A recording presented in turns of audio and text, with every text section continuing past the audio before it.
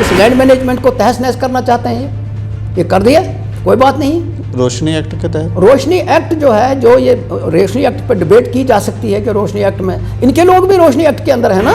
ऐसा नहीं लगता कहीं अपनी गलती जब तक ना हो तो सामने वाला कैसे राजनीति करेगा? हाँ, सियासत में जो चलते हैं वहाँ 100% कहाँ ठीक होता है, चलता है, गलतियाँ भी होती हैं, जब आप काम करते हैं गलतियाँ भी होती हैं, लेकिन उनको सुलझाने का ये तरीका थोड़ा ही है। हम कश्मीर बेस्ड नहीं है, हमारा जम्मू कश्मीर लद्दाख में बाज़ाब्ता तौर पे एक रोल रहा। क्योंकि जम्मू के लोगों से अगर आप बात करें तो वो कहते हैं कि नहीं, धारा 370 हटाई। पहली चीज़ ये है कि पीपल आर द बेस्ट जज। 2014 के बाद 2020 तक कौन सी जम्मू कश्मीर में ऐसी चीज़ की जिसको हम कहें कि जनाब ये बीजेपी ने किया, ये बीजेपी गवर्नमेंट ने किया? नहीं तो धारा 370 अगर वापस आ जाती है तो डेवलपमेंट होना शुरू हो जाएगी जम्मू कश्मीर में। पहले डेवलपमेंट हुई है जम्मू कश्मीर में, ये कहते हैं कि नहीं हुई, हम कहते हैं। मतलब दाल में कुछ काला है। मैं सिर्फ ये कहता हूं कि कोई लॉ गलत नहीं होता, उसका मिसयूज गलत होता है, और मिसयूज में अगर ऑफिसर इन्वॉल्व हैं, पॉलिटिशियन इन्वॉल्व हैं, पनिश दें, नो प्रॉब्लम। मतलब इतना सब प्रचार करने के बावजूद भाजपा जो है, जिसको 74 सीट्स तो हम कह सकते हैं ये कि जो हाँ, मिल रही 74 सीट्स हैं, ये भाजपा, मैं उनको कहूँगा ये संभाल कर रखो। धारा 370 हटने के बाद पहली बार जम्मू कश्मीर में जिला विकास परिषद के चुनाव हुए। धारा 370 के बाद ऐसा नहीं है कि चुनाव, कोई भी चुनाव हो, जिला विकास परिषद के वैसे भी पहली बार चुनाव हुए, इससे पहले कभी हुए नहीं। लेकिन इसमें जो सबसे बड़ी पार्टी उभर कर आई है वो है भाजपा। और अगर संगठन की बात करें तो गुपकार अलायंस। लेकिन भाजपा के बाद अगर कोई दूसरी पार्टी जम्मू कश्मीर में जिसने सबसे ज़्यादा सीट्स ली हैं तो वो है नेशनल कॉन्फ्रेंस, जिन्होंने जम्मू कश्मीर के अंदर 67 सीट ली हैं और जम्मू के अंदर 26 सीटें जो हैं वो ली हैं।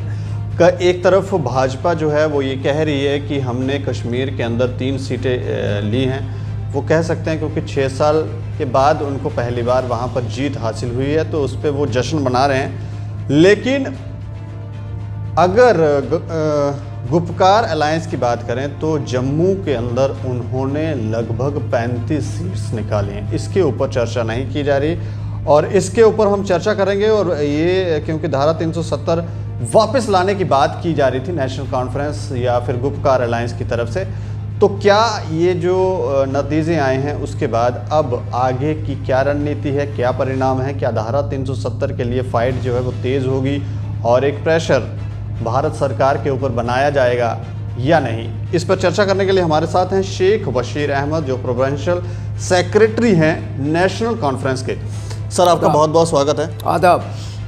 गुपकार अलायंस की अगर हम बात करें तो सबसे बड़ा संगठन उभर कर सामने आया है, लेकिन भाजपा की बात करें तो भाजपा कह रही है कि नहीं, उन्होंने कश्मीर के अंदर खाता खोला है, 6 साल के बाद उन्हें जीत मिली है, तो अब धीरे धीरे कश्मीर की आबो हवा जो है वो बदल रही है। आप क्या कहेंगे इसे? डिस्ट्रिक्ट डेवलपमेंट काउंसिल के जो चुनाव हुए हैं जी, इस संदर्भ में जब हम बात करेंगे तो 2-3 चीज़ें जहन में रखनी है। एक कि 2019 5 अगस्त के बाद नेशनल कॉन्फ्रेंस लीडरशिप और पीडीपी की लीडरशिप डिटेंशन में रही, साल से ज़्यादा अरसा वो डिटेंशन में रही जी। और उसके बाद बीजेपी वाले जो है वो अपना प्रोसेस उन्होंने शुरू किया हुआ था। किसी को नहीं मालूम था कि इन्होंने क्या करना है। इन्होंने म्यूनसिपलिटी के चुनाव कराए और उसके बाद क्योंकि जब गवर्नमेंट होती है तो ये चीज़ें होती हैं, इन्होंने चुप करके डिस्ट्रिक्ट काउंसिल्स के लिए असम्बलियाँ बनाई जी। पॉलिटिकल प्रोसेस में जो जब तक सब पार्टियों को कॉन्फिडेंस मान नहीं लिया जाए वो इलेक्शन सही नहीं होती। जी बिल्कुल। लेकिन बीजेपी ने जम्मू कश्मीर में किसी पॉलिटिकल पार्टी को कॉन्फिडेंस में नहीं लिया और उन्होंने एक खाका बना के हर डिस्ट्रिक्ट में 14 कॉन्स्टिट्यूंसियाँ बना के रिजर्वेशन भी खुद ही कर ली। अफसरों ने की वो या बीजेपी के दफ्तर ने की, तो उसके बाद उन्होंने कहा जी आओ इलेक्शन लड़ो। गुपकार अलायंस जब बना और उनको मौका ही नहीं मिला कि भाई वो बाज़ाब्ता तौर पे कैंपेन करें जी। मुझे आपको शायद याद होगा कि यहाँ 5 नवंबर को फारूक साहब आए जम्मू में और दूसरे दिन उन्होंने अनाउंस किया कि हम हिस्सा लेंगे जी। बीजेपी वालों का शायद ख्याल था कि ये हिस्सा नहीं लेंगे, उनका प्रोवोकेशन ऐसे था कि ये हिस्सा ही ना लें ताकि केक वाक हो हमारे लिए। लेकिन जब इन्होंने हिस्सा लेने की बात की तो थोड़े से तलमला गए। चलो इलेक्शन हुए, जी। डेमोक्रेसी में इलेक्शन होते हैं हम्म। और फैसला बहुत दुरुस्त था। आज अगर आप सीटों को गिने और बीजेपी का ये कहना कि जी बड़ा डेमोक्रेटिक वे था, ये था वो था, ये शायद उनकी जो बातें हैं उनके मुंह से सजती नहीं। नंगा नाच खेला उन्होंने इस इलेक्शन में। जी। आप देखेंगे, मैं आपको मिसालें बताऊंगा। इलेक्शन हो रहे थे, इलेक्शन कोड ऑफ कंडक्ट की कैसे धज्जियां उड़ाई। जी। एक ट्रक पकड़ा गया सुंदरबनी में जिसमें लाइटें थी, शराब थी। जी। आज तक नहीं पता है कि क्या हुआ, उसको केस रजिस्टर हुआ कि नहीं हुआ। आप कोई कि कौन पूछे उनको। वहाँ कैश पकड़ा गया अथॉरिटी में, कोई इतला नहीं है कि क्या हुआ। इलेक्शन में कैंपेन ख़त्म होने के बाद जब तक पोलिंग हो रही थी तो रविंदर रैना जो है इनके स्टेट प्रेसिडेंट हैं, वो वहाँ रामनगर गए, धक्का मुक्का हो गई, case should have been registered against him, how he went over there, कोई नहीं। लेकिन फिर भी जम्मू कश्मीर के लोगों ने डेमोक्रेसी को ज़िंदा रखने के लिए हिस्सा लिया। मैं ये जानना चाहूँगा कि आपकी तरफ से जो इलेक्शन इस बार लड़े गए वो धारा 370 को वापस लाने के लिए लड़े गए थे, और आगे अब क्या प्रोसीजर? देखिए, अलायंस तो इस बात के लिए बिल्कुल क्लियर है कि हम धारा 370 की जंग लड़ेंगे। जी। और ये भी पता है कि जंग किससे लड़ी, ये with in the framework of constitution है। बीजेपी का नैरेटिव क्या है कि जो 370 की बात करेगा वो एंटी नेशनल है। जी। मैं कल भी देख रहा था डिबेट कि जनाब धारा 370 की जो बात करेगा वो एंटी नेशनल हो गया। वो ऐसा नैरेटिव दे रहे हैं कि 5 अगस्त 2019 के बाद ही शायद जम्मू कश्मीर इंडिया के साथ जुड़ा, उससे पहले तो ये कहीं और था। उससे पहले जो मिनिस्ट्रियां बनी हैं, धारा 370 कॉन्स्टिट्यूशन का। धारा 370 हटने से पहले कुछ लगता है यहाँ पर कुछ पहले गड़बड़ था, इसलिए धारा 370 को हटाया गया। बेसिकली ये एक जम्मू कश्मीर के लोगों के साथ एक जिद की बीजेपी हुकूमत ने। तो बीजेपी को क्या फ़ायदा उससे? बीजेपी को फ़ायदा, उसने पूरे इंडिया में बेचा उसको, लेकिन उसके बाद भी अब वो बिकने वाला नहीं है। अब वो लोग समझ गए कि धारा 370 क्या था। कॉन्स्टिट्यूशन के अंदर एक चीज़ है, मुझे ये कन्विंस करें कि कॉन्स्टिट्यूशन के अंदर 1947 से लेकर 1945 तक कॉन्स्टिट्यूंट असेंबली ने एक चीज़ की, उसको आप एंटी नेशनल कैसे कह रहे हो? और ये तासुर ये दे रहे हैं कि इंडिया जो है 2014 के बाद ही इंडिया बना है, उससे पहले तो इंडिया था ही नहीं। बीजेपी ऐसा नैरेटिव दे रही है कि उससे पहले सब कुछ गलत था, उसके बाद ही सारी चीज़ें ठीक हो गई। हुकूमतें आती जाती हैं। यहाँ 70 साल 72 साल में कई हुकूमतें आई, कई चली गई। नरसिम्हा राव प्राइम मिनिस्टर रहा, I.K. गुजराल प्राइम मिनिस्टर रहा, चंद्रशेखर रहा, इसी तरह ये चीज़ें चलती हैं। क्लियर मैंडेट बीजेपी को मिला, और ये जो क्लियर मैंडेट मिला, ये पागल हो गए नशे, पावर के नशे में। और पावर के नशे में इतने पागल हैं कि सुन नहीं रहे। नहीं, अभी भी जो मैंडेट हम देख रहे हैं, गुपकार अलायंस जो है, काफ़ी आप सारे लोग मिलकर चुनाव लड़ रहे थे, लेकिन भाजपा अकेली एक अलायंस के विरुद्ध लड़ी, और सबसे ज़्यादा, अगर बड़ी पार्टी अगर हम देखें, और सबसे ज़्यादा सीट्स अगर किसी को मिली हैं तो वो भाजपा को मिली हैं। इसके ऊपर मैं सीटों की गिनती की तरफ नहीं जाऊंगा। मैं आपको बताऊंगा, जम्मू कश्मीर एक कॉम्प्लेक्स प्रॉब्लम है। 1996 में जब इस में इलेक्शन हुए, नेशनल कॉन्फ्रेंस सामने आई, बीजेपी कहाँ थी? था बीजेपी का कोई बंदा उस वक्त? यही फारूक अब्दुल्ला था जिसने उस वक्त फ्रंट के ऊपर आके लड़ाई लड़ी। 2002 के बाद बीजेपी वाले जो हैं वो जिंदा हो गए। कोई पूछे इनसे कि भाई 1996 से लेकर 2002 तक तुम कहाँ थे? नहीं, अभी तो अब ये जो आज जो इलेक्शन हुए हैं, इसको ये कहना कि लोग ज़्यादा उनको पसंद करते हैं, मैं नहीं मानता। ईडी की तरफ से कार्रवाई भी की गई डॉक्टर फारूक अब्दुल्ला के ऊपर, उनकी प्रॉपर्टी सीज की गई। ये टोटल सुन लीजिए, इनके पास बहुत कुछ है। उनके पास आईबी है, उनके पास बहुत सी एजेंसियां हैं, और उनके पास सुप्रीम कोर्ट ऑफ इंडिया ने भी कहा है कि ये कुछ अदारे ऐसे हैं, ये पैरेट हैं उनके, जिधर से चलाओ चला लेते हैं, चलाते हैं। कहीं कोई बात ऐसा नहीं लगता कहीं अपनी गलती जब तक ना हो तो सामने वाला कैसे राजनीति करेगा? कहाँ सियासत में जो चलते हैं वहाँ 100% कहाँ ठीक होता है, चलता है, गलतियाँ भी होती हैं। जब आप काम करते हैं गलतियाँ भी होती हैं, लेकिन उनको सुलझाने का ये कोई तरीका थोड़ा ही कि आप डराओ। ईडी क्या है? ईडी जो है वो धमका रही है, और ईडी की वजह से कोई चिदंबरम को कितने कितने महीने उन्होंने रखा बंद, चिदम्बरम हिंदुस्तान का फाइनेंस मिनिस्टर जी। फारूक अब्दुल्ला के पीछे भी लगे हैं। फारूक अब्दुल्ला साहब खुद उसका जवाब दे रहे हैं और उसने कल भी कहा है कि मैं डरने वाला बंदा नहीं हूँ। ये फारूक, इस स्कैम में फारूक साहब ने खुद कहा कि भाई इसकी इंक्वायरी कराओ, क्योंकि फारूक साहब बीमार थे जब ये पंगा हुआ, उन्होंने खुद कहा सीबीआई की इंक्वायरी कराओ। तो आज अगर ये फारूक साहब के ऊपर ये चलना चाहते हैं, ये पॉलिटिकल वेंडेटा है, कश्मीर प्योरली पॉलिटिकल है, ये प्योरली पॉलिटिकल। ये उसको प्रेशर में करना चाहते हैं कि ताकि जब ये थे प्रेशर वहाँ, यहाँ तक सुना गया कि उन्होंने कहा जी आप 370 की बात नहीं करो। क्यों नहीं करेंगे 370 की बात? और एक आईनी with in the framework of constitution everybody has a right कि उसके लिए वो तो टेम्परेरी प्रोविजन था, उसके ऊपर इतनी ज़्यादा शोर मचाने की क्या ज़रूरत? तो खासकर कश्मीर बेस्ड जितनी भी पार्टियां हैं वो ही इस पे बोल रही हैं। पहली बात यह है कि पार्टी हम कश्मीर बेस्ड नहीं हैं। हमारा जम्मू कश्मीर लद्दाख में बाज़ाब्ता तौर पे एक रोल रहा है। हमने जम्मू कश्मीर लद्दाख को इकट्ठे रखने के लिए हमेशा बात की है और आज भी करते हैं। ये जो लोग कहते हैं कि ये कश्मीर बेस्ड है, बिल्कुल गलत कहते हैं। नेशनल कॉन्फ्रेंस ने 1975 के बाद कश्मीर के अंदर भी, लद्दाख के अंदर भी और जम्मू के अंदर भी, और आज भी जो शेयर हमारा है 35 सीटें हैं, अगर अलायंस की हैं तो 26 हमारी हैं जम्मू के अंदर। तो कैसे कह सकते हैं कि ये कश्मीर बेस्ड है? नहीं, ऐसा नहीं है। कंसेप्चुअल अगर हम देखें तो जो सोच है वो यही कहती है कि नहीं, क्योंकि जम्मू के लोगों से अगर आप बात करें तो वो कहते हैं कि नहीं, धारा 370 हटाई। पहली चीज़ ये है कि पीपल आर द बेस्ट जज, पीपल आर द बेस्ट जज। वो कुछ भी कह सकते हैं, ऐसी बात नहीं, हम तो नहीं कहते हैं। लेकिन जम्मू कश्मीर लद्दाख में सिर्फ नेशनल कॉन्फ्रेंस ही है, बाकी कोई पार्टी नहीं। पीडीपी अगर यही क्राइटेरिया देखें, इन्होंने कहा जी 3 सीटें हमको कश्मीर से मिलेंगी तो हम हो गया। तो 3 सीटें जहाँ जहाँ से मिली हैं उसकी एनालिसिस करो कि वो कहाँ से मिली हैं और उनकी हिस्ट्री क्या है, आपको पता लग जाएगा कि कहाँ है। लेकिन हम उसकी तरफ नहीं देखते। ठीक है, जो बन गया, कोई बात नहीं। डिस्ट्रिक्ट कौंसल, मैंने कहा ना कि डिस्ट्रिक्ट कौंसल बनाते वक्त ये 14-14 सीटों का जो कॉन्सेप्ट इन्होंने लाया, ये खुद उसमें फेल हो गए। इन्होंने जो कुछ सोचा था वो नहीं हुआ जी। अगर 50 इंडिपेंडेंट है तो नालायकी इनकी है जी। ये 50 इनके क्यों नहीं जीते फिर? वो 50 इंडिपेंडेंट कैसे आएंगे? तो ठीक है, अगर 50 आए हैं तो दे आर एट लिबर्टी। कहने का अर्थ है कि लोग नाराज हैं। Yes, people are not happy. पर मैं ये आपसे जानना चाहूँगा, आपको याद होगा कि म्यूनसिपलिटी के चुनाव हुए थे, उस वक्त भी सबसे ज़्यादा इंडिपेंडेंट थे। तो क्यों नहीं बीजेपी ने लाए? जम्मू के अंदर इनकी वो बनी नहीं कौंसलें।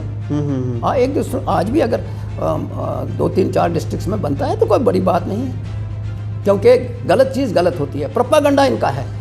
ये बीजेपी जो है ये ड्रीम सेलर है, ड्रीम बेचने में इनका कोई मुकाबला नहीं है। 20 डिस्ट्रिक्टों में ये चुनाव लड़ गए, उसमें 2-4, अगर आप ये कह रहे हैं कि 2-4 डिस्ट्रिक्टों में अगर बना भी लेते हैं तो कोई फ़र्क नहीं पड़ता है, नथिंग।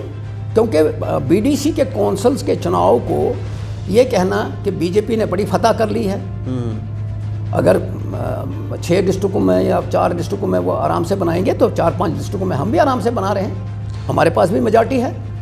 लेकिन सवाल ये है कि क्या इसी चीज़ को लेके हम लोगों को परेशान करते जाएंगे? डेवलपमेंट कहाँ है?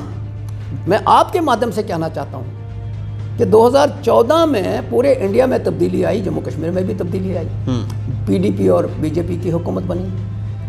आज तक हमें ये बताएं 2014 के बाद 2020 तक कौन सी जम्मू कश्मीर में ऐसी चीज़ की जिसको हम कहें कि जनाब ये बीजेपी ने किया, ये बीजेपी गवर्नमेंट ने किया? आज तक तो कुछ नहीं किया। नहीं तो धारा 370 अगर वापस आ जाती है तो डेवलपमेंट होना शुरू हो जाएगी जम्मू कश्मीर में। पहले डेवलपमेंट हुई है जम्मू कश्मीर में, ये कहते हैं कि नहीं हुई, हम कहते हैं। कई सारे लोग हमने देखे रोड के ऊपर है, वो रोड के ऊपर इल्जाम लगाते दिखते हैं कि जो पुरानी सरकार, रोड के ऊपर अगर लोग देखने हैं तो बिहार में देखो जहाँ 370 नहीं था। रोड पे लोग देखने हैं तो बंगाल में देखो जहाँ 370 नहीं है। रोड पे लोग देखने हैं तो मध्य प्रदेश में देखो, जहाँ जम्मू कश्मीर में तो हर एक की छत अपनी है। 370 की वजह से ही थी। यहाँ लैंड मैनेजमेंट बहुत बढ़िया था, है आज भी है। इस लैंड मैनेजमेंट को तहस नहस करना चाहते हैं, ये कर दिया, कोई बात नहीं। रोशनी एक्ट के तहत, रोशनी एक्ट जो है, जो ये रोशनी एक्ट पर डिबेट की जा सकती है कि रोशनी एक्ट में इनके लोग भी रोशनी एक्ट के अंदर है ना, करें ना बहस, लाएं उसने रोशनी एक्ट के ऊपर बहस करेंगे। मैं उनकी वकालत नहीं करूँगा। एक्ट था, उसमें अगर किसी ने खराबी की है तो दे शुड बी पनिश्ड। हम उसको पीछे नहीं हटेंगे कि कानून जब बनता है तो उसका अगर कोई मिसयूज़ करता है तो ही शुड बी पनिश्ड। लेकिन आप एक्ट को ही कहते हैं अनकॉन्स्टिट्यूशनल है, वाह क्या बात है। नहीं, वो लोग नहीं कह रहे, वो तो कोर्ट कह रहे हैं ना। नहीं, कोर्ट भी, मेरी बात सुन लीजिए, कोर्ट भी एक पैरेट बना के इन्होंने रखा है। ये मैं आपको बताऊंगा। जजेस को रातों रात इन्होंने, दिल्ली में आपको याद होगा कि जजेस को रातों रात तब्दील कर दिया गया, पर फिर भी हम कहते हैं कि हमें कोर्ट का सम्मान है। कोर्ट ने अगर फैसला किया है, कोर्ट ही कल उसको सही किया, फिर कोर्ट में इन्होंने दोबारा उसको रिव्यू का कह दिया। आपने सुना होगा, अब रिव्यू कोर्ट सुन रही है पिटीशन। हाँ, तो या ये पहले गलत थे या आज गलत है, कुछ ना कुछ तो है, मतलब दाल में कुछ काला है। मैं सिर्फ ये कहता हूँ कि कोई लॉ गलत नहीं होता, उसका मिसयूज गलत होता है, और मिसयूज में अगर ऑफिसर इन्वॉल्व हैं, पॉलिटिशियन इन्वॉल्व हैं, पनिश देम, नो प्रॉब्लम। चलिए, धारा 370 के लिए ये चुनाव लड़े गए थे और आप धारा 370 was not bad for Jammu and Kashmir state. नहीं, मैं किसी भी जगह पे डिबेट करने के लिए तैयार हूँ। धारा 370 जम्मू कश्मीर के अंदर आज कोई लैंडलेस नहीं है, कोई हाउसलेस नहीं है, कोई भूखा नहीं सोता है, हर एक आदमी की अपनी छत है, बिकॉज यहाँ लैंड मैनेजमेंट 370 की वजह से ही हो पाया। लैंड मैनेजमेंट इंडिया में कहीं नहीं हुआ, पाकिस्तान में कहीं नहीं हुआ, बांग्लादेश में कहीं नहीं हुआ, और वहाँ कत्ल होते हैं, वो किसान खुदकुशी करिए। जम्मू कश्मीर में ऐसा नहीं है। जम्मू कश्मीर में जितना है सब सिस्टम ठीक है। हाँ, आप इसको बिगाड़ने की कोशिश कर रहे हैं, टाइम लगेगा, बिगाड़ेंगे, लेकिन ये भी मैं आपको बताऊंगा, ये भी ये नहीं है फॉर ग्रांटेड कि ये भी हमेशा रहेंगे। वो लोग नहीं रहे, ये कहाँ रहेंगे? वक्त बदलता है, हुकूमतें आती हैं जाती हैं, लोग अगर बनाना जानते हैं तो लोग बिगाड़ना भी चाहते हैं। नहीं, जिस तरह का मैंडेट आपको मिला है, अब आपको लगता है कि धारा 370 जो है उसे वापस? हम धारा 370 के लिए अभी जो कानूनी जंग लड़ रहे हैं, हम कोर्ट में हैं, तो हमें उम्मीद है, हमारे लीडर्स भी इस वक्त कहते हैं कि कोर्ट के अंदर है, ये उसका फैसला हम वहाँ से लेंगे। ये जो लड़ाई आपने लड़ी इस इलेक्शन में, आप एक अलायंस के तहत गए, आगे भी आप असेंबली इलेक्शन? यहाँ हमारे लीडरों ने इस इलेक्शन में तो कहीं कंपेन की ही नहीं। आपको लगा कहीं फारूक अब्दुल्ला कहीं जलसे में गया, उमर अब्दुल्ला जलसे में गया, बल्कि यहाँ तक मौका नहीं मिला। हम अपने कैंडिडेट्स को आइडेंटिफाई करने में हमको टाइम नहीं था। जब फैसला हुआ दूसरे तीसरे दिन द प्रोसेस वाज ऑन, और 2 दिन के बाद हमको वो फाइनल करना था, पॉसिबल नहीं था। लेकिन फिर भी मैं वोटर्स का बड़ा मशकूर हूँ, जम्मू कश्मीर के लोगों का बड़ा मशकूर हूँ। उन्होंने फेथ किया, उन्होंने जम्मू में हमें 26 सीटें दी, और कश्मीर में जो मैंडेट दिया वो यही कहता है कि बीजेपी वाले गलत हैं। अगर बीजेपी 3 सीटों के ऊपर जीत के कहती है कि हम तो कश्मीर जीत लिया, तो जम्मू में तो हमारे पास 26 है, वो कैसे कह सकते हैं कि जम्मू में हम नहीं हैं? We are relevant in Jammu, we are relevant in Ladakh, we are relevant in Kashmir. पर मैं ये जानना चाह रहा हूँ, असेंबली इलेक्शन में भी आप इसी तरह से पीडीपी के साथ संगठित होकर आगे बढ़ेंगे? वक्त बताएगा, अभी तो नहीं मैं कह सकता हूँ, वो उस वक्त देखेंगे कि उस वक्त क्या सिचुएशन रहती है। लेकिन अलायंस जब बना है तो उसको सोच समझ के बनाया गया है, उसके साथ आगे चलेंगे। और पहले तो ये कहा गया कि अलायंस जम्मू के खिलाफ है। कहीं अगर अलायंस जम्मू के खिलाफ होता तो शायद आज हमें 1 सीट भी नहीं मिलती। अगर वाकई अलायंस गुपकार अलायंस, इन्होंने गुपकार अलायंस को गालियां तक दी, इन्होंने इतनी गंदी और भद्दी लैंग्वेज यूज़ की। फारूक अब्दुल्ला इतने साल मिनिस्टर रहा है, मेंबर पार्लियामेंट है आज, और आप गालियां दे रहे हो। मैं उनकी गालियों का जवाब गालियों से नहीं दूंगा, सिर्फ उनसे निवेदन करूंगा कि अपनी लैंग्वेज को संभालिए। ये पॉलिटिक्स हमेशा एक जैसा नहीं रहता, पॉलिटिक्स बदलता रहता है। इलेक्शन ख़त्म हो गए, मामला ख़त्म। Let us gather, let us decide कि लोग क्या चाहते हैं, लोगों ने किस चीज़ को वोट दिया है। लोग डेवलपमेंट, आज की डेट के ऊपर जम्मू कश्मीर के अंदर टोटल डेवलपमेंट स्टैंड स्टिल है। नौजवान परेशान हैं, ज़मींदार वहाँ दिल्ली में बैठे हुए हैं, जम्मू के अंदर भी ज़मींदार परेशान हैं, और मुलाजम भी परेशान हैं। इन्होंने कोविड-19 को भी पॉलिटिक्स में इस्तेमाल किया। कोविड-19 को भी इन्होंने कहा कि नहीं, वो बीजेपी के लिए नहीं, वो बाकी के लिए। ये भी मैं आपको बताऊंगा। मतलब इतना सब प्रचार करने के बावजूद भाजपा जो है, जिसको 74 सीट्स तो हम कह सकते हैं, ये जो 74 सीट्स हैं, ये भाजपा, मैं उनको कहूँगा ये संभाल कर रखो, ये भी हाथ से ना छूट जाए। और दुनिया जानती है, मैंने आपको मिसाल दी कि अफसरों ने नंगा नाच किया हमारा। मैं आपको, आप चूँकि अगर उसके ऊपर बात करें, थ्रू में हमारा एक कैंडिडेट था, उसकी पिटाई की। अच्छा, कैंडिडेट की पिटाई मैं आपको मिलाना चाहूँगा, उसकी पिटाई की, और उसके साथ जो पुलिस वाला बंदा था उसकी पिटाई भी की। वो भी पुलिस वाला था, वो आया मेरे पास रोते रोते। मैंने कहा किसको पूछेंगे, किससे बात करेंगे? कोई सुनने के लिए तैयार ही नहीं, कोई सुनने के लिए तैयार नहीं है। और लेकिन लोग सुनते हैं, लोगों ने फैसले किए, लोग समझते हैं। ये जो अपनी पार्टी है, ये कौन है? ये जो बनाया ना अपनी पार्टी, डेमोक्रेसी में हर एक को हक है पार्टी बनाए। ये हाँ है कौन से? ये आसमान से उतरे? कल तक कहाँ थे वो? कोई नेशनल में था, कोई पीडीपी में था, कोई कांग्रेस में था। कोई पूछे तो उनको सही, पर तुम कल ठीक थे, आज ठीक हो गए। नहीं, निराशा कहीं ना कहीं पार्टियों से हुई होगी, इसलिए उन्होंने एक पार्टी बना ली अपनी। निराशा नहीं है। अब मैं कुछ बातें ना करूं तो ना ही ठीक है, लेकिन ये ऐसा है, इब्नुल वक्ती मैं कहता हूँ, इसको कहता हूँ अपॉर्चुनिस्ट। एक वर्ड है अपॉर्चुनिस्ट, उसमें उर्दू में कहते हैं इब्नुल वक्त, या मौकाप्रस्त। लोगों ने मौकाप्रस्त लोगों ने उसका जवाब भी दे दिया। अगर वही होते तो आज हम हार जाते, वही होते, अपनी पार्टी ही होती, क्योंकि उनके पास तो सारी चीज़ें हैं, उनके पास गवर्नमेंट है। मेरा सीधा सा सवाल है कि मुझे गवर्नमेंट बताए, why action was not taken against Ravindra Raina, why action was not taken when the truck was caught at in Sundarmani, और शायद 2 ट्रक तो निकल गए थे पुंछ में। बात यह है कि जब आप नहीं लोगे, भरोसा नहीं रहता है। एडमिनिस्ट्रेशन में जो SHO होता है वो कितनी देर चलाएगा? बेस्ट जज लोग हैं।